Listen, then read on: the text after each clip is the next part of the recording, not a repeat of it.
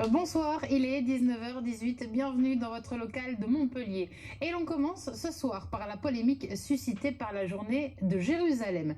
La communauté juive héroltaise va célébrer ce week-end et pour la 38e année consécutive la cause israélienne. Mais pour les partisans pro-palestiniens, hors de question d'accepter la tenue d'une telle manifestation. Ambiance et tension décryptées par Isabelle Brice et Laurent Baumel.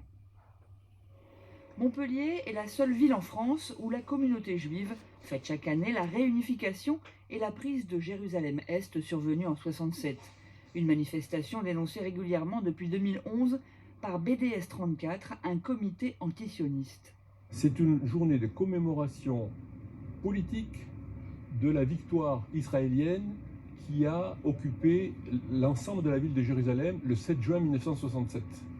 Et le 27 juin 1967, la Knesset, qui est le Parlement israélien, a déclaré Jérusalem capitale une et indivisible de l'État d'Israël. Voilà, c'est contre ça que nous manifestons. C'est un coup d'État pour expliquer que Jérusalem serait de droit, c'est ça qui est le plus terrible, une ville juive, tout ça pour dire que les Arabes et les Palestiniens n'ont jamais eu le droit d'occuper la terre de Palestine depuis 2000 ans, 3000 ans.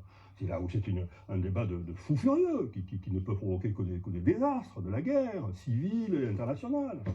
Pour les organisateurs de cette journée, cette politique s'apparente à un faux procès monté par des extrémistes. Eux mettent en avant un rassemblement juif festif et ouvert à tous.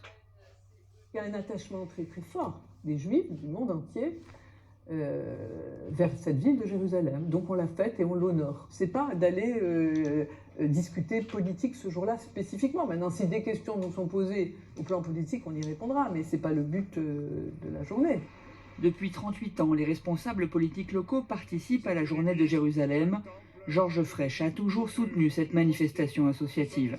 Sur le plan du droit international, Jérusalem n'est pas encore la capitale d'Israël. Elle le sera peut-être un jour, si et seulement si elle devient en même temps celle de la Palestine. Allez, on se détend.